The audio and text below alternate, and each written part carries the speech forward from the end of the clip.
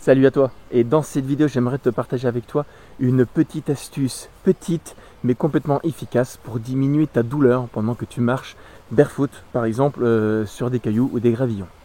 Ce qui va se passer quand tu marches pieds nus, eh bien c'est qu'au bout d'un moment, à force d'avoir des informations sous ton pied, ton système nerveux risque de saturer. Tu vas avoir trop d'informations et en fait tu vas complètement qualifier cette quantité d'informations comme une chose désagréable, voire même de la douleur en fait.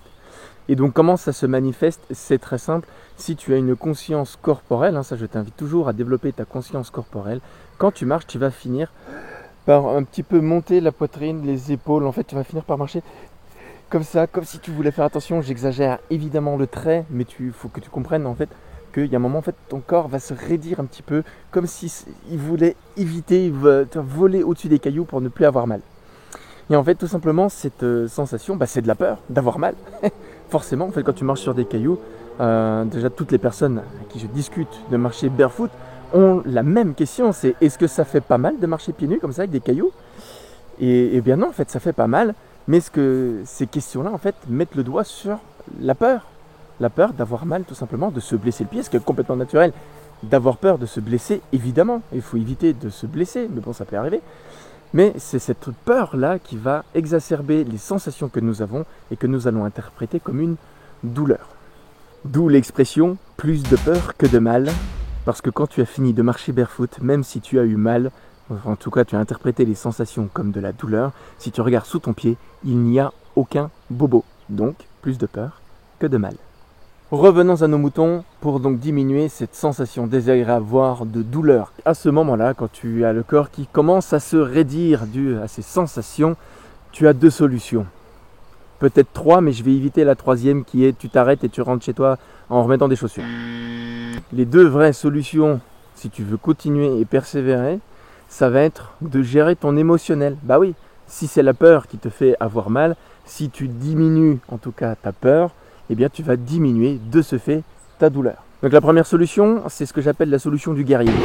La solution du guerrier, c'est encaisser la douleur silencieusement et tu continues d'avancer en ayant mal. Et puis tant pis, tu avances, tu es un guerrier, tu vas devenir fort. Ou alors, il y a la deuxième solution que je vais humblement appeler la solution du guerrier sage. Bah oui, être guerrier c'est bien, mais être sage c'est encore mieux. Et que fait le guerrier sage? Eh bien lui, il va comprendre que de toute façon, ça sert à rien de persévérer, il y a un moment où tu peux risquer la blessure. Donc, tu t'arrêtes. Et là, c'est comme pour le bain froid, on va respirer de manière à relâcher l'émotionnel. Comment on fait? On va respirer déjà un bon coup, on s'arrête. Voilà, si possible, pas un endroit qui est douloureux, il y a toujours des petits lopins de terre là où on marche, voire sur des petits gravillons, mais l'important c'est de ne pas avoir trop de sensations nerveuses sous le pied, tout simplement. On inspire comme si tout le corps se remplissait d'air, et là on va forcer un petit peu l'expiration en se concentrant sur le ventre.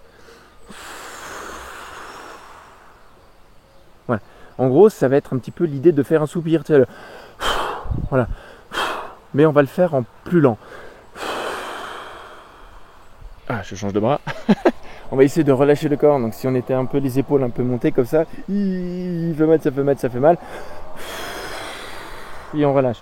On va même utiliser ces muscles sous les bras, là, les dorsaux, pour forcer les bras à redescendre. On va essayer de ne pas trop cambrer le dos ni de trop l'enrouler. Et on va faire...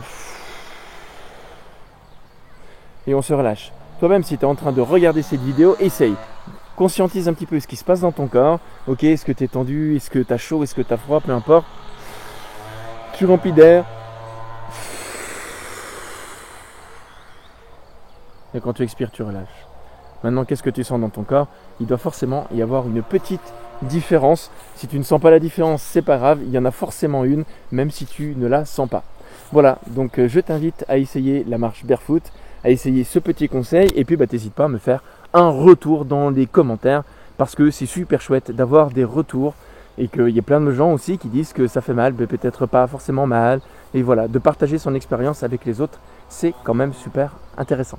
Voilà.